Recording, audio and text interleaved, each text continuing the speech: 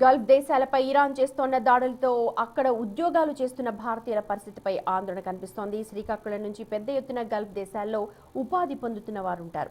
ప్రస్తుతం జరుగుతున్న యుద్ధంతో అక్కడ ఉద్యోగాలు చేస్తున్న వారి కుటుంబ సభ్యులు భయాందోళనకు గురవుతున్నారు. అయితే ప్రస్తుతం అక్కడ పరిస్థితి ఎలా ఉంది, కుటుంబ సభ్యులకు ఫోన్ కాల్స్ అందుబాటులో ఉన్నాయా లేదా, ఇతర ఇబ్బందుల పరిస్థితులు అక్కడ ఏమున్నాయన్న పూర్తి డీటెయిల్స్ ని మా ప్రతినిధి షణ్ముఖ్ అందిస్తారు. యుద్ధాలతో ప్రపంచవ్యాప్తంగా కొంతవరకు ఆందోళన నెలకొన్నాయి. ప్రధానంగా చూసుకుంటే అమెరికాకి సపోర్ట్ చేస్తున్నటువంటి గల్ఫ్ దేశాలు ఏవైతే ఉన్నాయో ఆ గల్ఫ్ దేశాలపైన ఇరాన్ దాడులు చేస్తుంది. ఈ గల్ఫ్ దేశాలకి ప్రధానంగా ఆంధ్రప్రదేశ్ నుంచి, అందులోని శ్రీకాకుళం నుంచి పెద్ద ఎత్తున ఉపాధికి వెళ్ళేటటువంటి వాళ్ళు చాలామంది ఉన్నారు. అలాంటి వాళ్ళందరూ కూడా కొంతమేర ఆందోళన చెందుతున్నటువంటి పరిస్థితి. వాళ్ళు అక్కడ వాళ్ళ కుటుంబ సభ్యులు అక్కడ ఉద్యోగాలు చేయడం, వాళ్ళు ఎలాంటి పరిస్థితుల్లో ఉన్నారు ఏంటి అనేది, ఇక్కడ అక్కడ ఉద్యోగాలు చేస్తున్నటువంటి వారి కుటుంబ సభ్యులు ఇక్కడ శ్రీకాకుళంలో ఆందోళన చెందుతున్నటువంటి పరిస్థితి. అయితే వాస్తవ పరిస్థితులు ఎలా ఉన్నాయి ఏంటి అనేది, ఇక్కడ కుటుంబ సభ్యులు వాళ్ళతో మాట్లాడుతున్నారా ఏంటి అనేది ఒకసారి అడిగి తెలుసుకుందాం. అది చెప్పండి అన్న, ఇక్కడ మీకు సంబంధించి మీ ఫ్యామిలీ వాళ్ళు ఎక్కడున్నారు, గల్ఫ్ దేశాల్లో ఎక్కడున్నారు, ఎంతమంది ఉన్నారు కొంచెం చెప్తారా? ప్రజెంట్ మా అన్నయ్య అయితే అబుదాబీలో ఉన్నారు. అబుదాబీలో ఉండి రోజు 2 times ఫోన్ చేస్తుంటారు.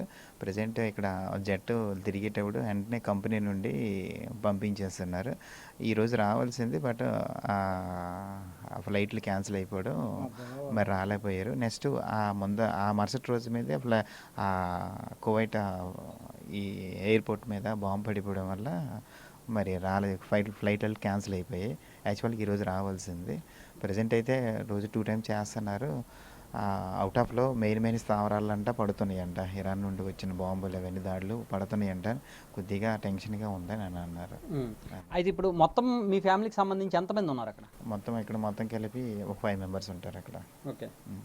ఇప్పుడు మనతో మరో వ్యక్తి కూడా ఉన్నారు, ఆయనతో కూడా మాట్లాడే ప్రయత్నించాలి. పెద్దని మీరు చెప్పండి, మీ ఫ్యామిలీలో ఎవరు దుబాయ్లో ఉన్నారా, ఎక్కడ ఉన్నారు, ఎవరు ఉన్నారు? దుబాయ్లో ఉన్నారు. మా చిన్నవాడు ఉన్నాడండి, సివిల్ ఇంజనీర్ చేస్తాను.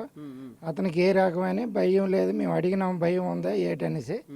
వాటి కోసం ఏ రకమైన భయం లేదు, మేము బాగానే ఉన్నాం, మా గురించి మీరు భయం పొందకండి అన్నారు. 15వ తారీఖు రావడానికి ఫ్లైట్ టికెట్ చేసుకోనరు. అక్కడ ఎయిర్పోర్ట్లో నా బాంబు పడడం వల్ల క్యాన్సిల్ అయిపోయిందని చెప్పినారు.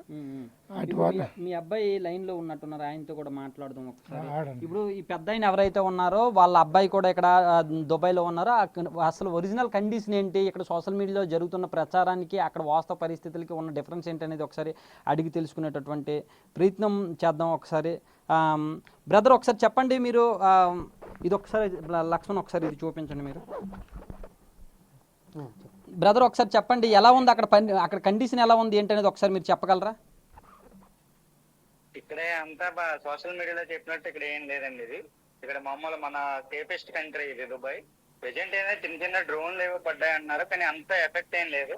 సోషల్ మీడియాలో చెప్పినట్టు అదంతా ఫేక్ అండి. అంటే ఇక్కడ ఏం లేదు, ఇక్కడ సేఫ్ గా ఉన్నాయి. ఇక్కడ ఇంకా చెప్పాలంటే వెహికల్స్ అన్ని వెళ్తూనే ఉన్నాయి. మీరు చూస్తుంటే ఒకసారి మీ బ్యాక్ కెమెరా పెడతాను చూడండి.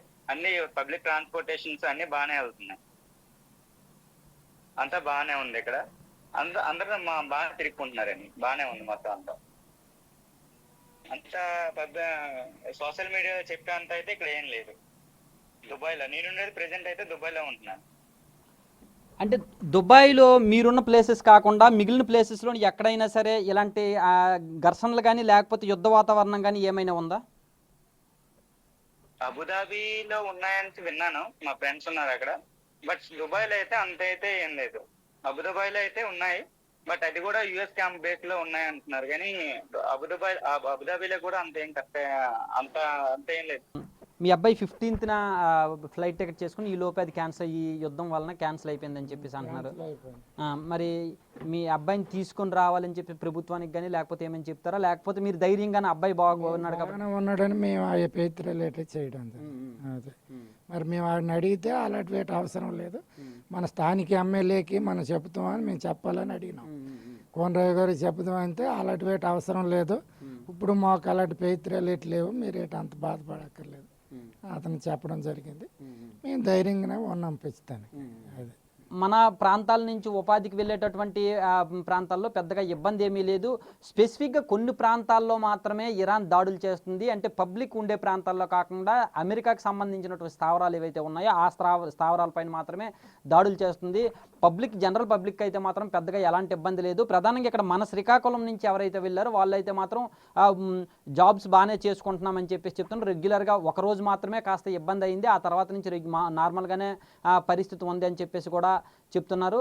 అయితే చుట్టుపక్కల దూరంగా ఎక్కడో జరుగుతున్నప్పటికీ కూడా దాని ప్రభావం అయితే మా పైన లేదని చెప్తున్నారు. కానీ ఈ మధ్యకాలంలో రావాల్సినటువంటి ఇంటికి రావాలని ప్లాన్ చేసుకునే వాళ్ళందరూ ఫ్లైట్లు అయితే మాత్రం క్యాన్సిల్ అయ్యాయి. అక్కడ యుద్ధం తగ్గి నా పరిస్థితులు కంప్లీట్గా నార్మల్కి వచ్చిన తర్వాత మళ్ళీ ఇంటికి వచ్చేటటువంటి ప్రయత్నాలు చేస్తున్నారని చెప్పేసి కూడా చెప్తున్నారు. కెమెరామెన్ లక్ష్మణ్తో షణ్ముఖ్, బిగ్ టీవీ, శ్రీకాకుళం.